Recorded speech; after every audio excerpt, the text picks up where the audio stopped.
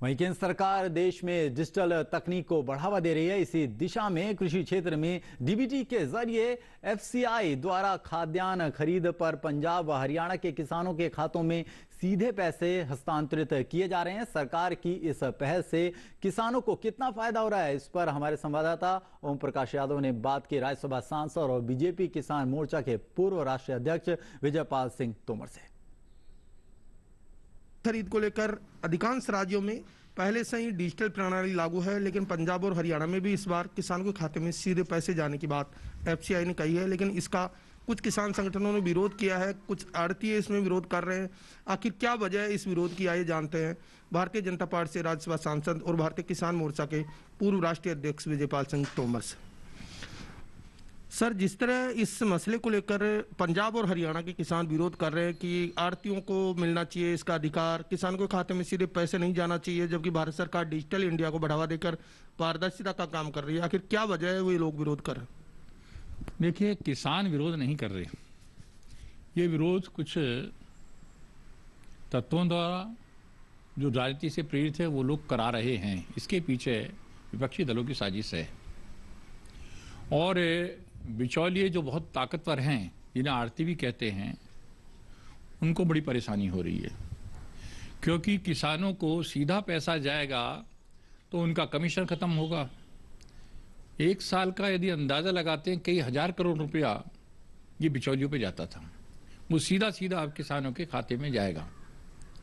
और जब से सरकार ने, मोदी जी की सरकार आई है, डिजिटल इंडिया को बढ़ावा दिया है, करीब 1,80,000 करोड़ रुपया गलत हाथों में जाने से बचा है। इस बार गेहूं की खरीदी तकरीबन 427 लाख मीट्रिक टन होने का अनुमान है, तो ऐसे में कहीं न कहीं वो जो बिचौलिए पैसे ले जाते वो कमीशन बचने के बाद किसानों के खाते में सीधा पैसा जाएगा, तो उनको कितना फायदा होने की हम उम्मीद करें? निश्चित रूप से पहला तो मैं देश के किसानों को बधाई देना चाहता हूँ। इस कोरोना की पीरियड में जब सभी सेक्टर में आर्थिक विकास दर न्यूनतम स्तर पर रही, तब भी कृषि के क्षेत्र की आर्थिक विकास दर अपने उच्चतम स्तर पर रही और पैदावार चाहे धान की हो या गेहूं की हो, सब में बढ़ोतरी हुई है और खरीद भी पिछले सालों के मुकाबले रिकॉर्ड खरीद हुई है, कई गुनी खरीद हुई है। तो ये इससे जो लक्ष्य रखा है केंद्र सरकार ने, मुझे आशा है ये सारा लक्ष्य को प्राप्त करेंगे और किसानों को इसका बहुत बड़ा फायदा होने वाला है। किसान आंदोलन के नाम पर कुछ तत्व धरना प्रदर्शन और कई तरह की एक्टिविटीज में पिछले कई महीनों से इन्वॉल्व है, क्या इस विरोध के पीछे उन तत्वों का हाथ है? निश्चित रूप से कुछ ऐसे तत्व हैं जो इस तलाश में रहते हैं कि कहीं भी कोई आंदोलन हो तो उसको बढ़ाने का काम करे, उकसाने का काम करे। उनको काम ही है।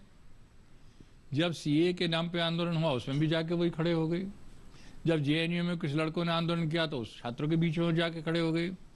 कुछ किसानों को उकसाकर विपक्षी दलों ने खड़ा किया तो उसमें भी वो तत्व जाके खड़े हो गए।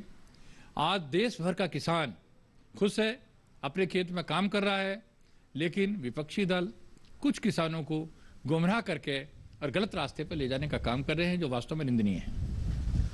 तो ये थे भारतीय जनता पार्टी किसान मोर्चा के पूर्व राष्ट्रीय अध्यक्ष विजयपाल सिंह तोमर, जिनका मानना है कि भारत सरकार डिजिटल इंडिया तकनीक को बढ़ावा देकर देश में स्वच्छ और पारदर्शी प्रशासन देने के साथ भ्रष्टाचार को रोकने का काम कर रही है और इसी दिशा में एफसीआई द्वारा किसानों के खाते में खरीद के सीधे पैसे डालने का काम हो रहा है।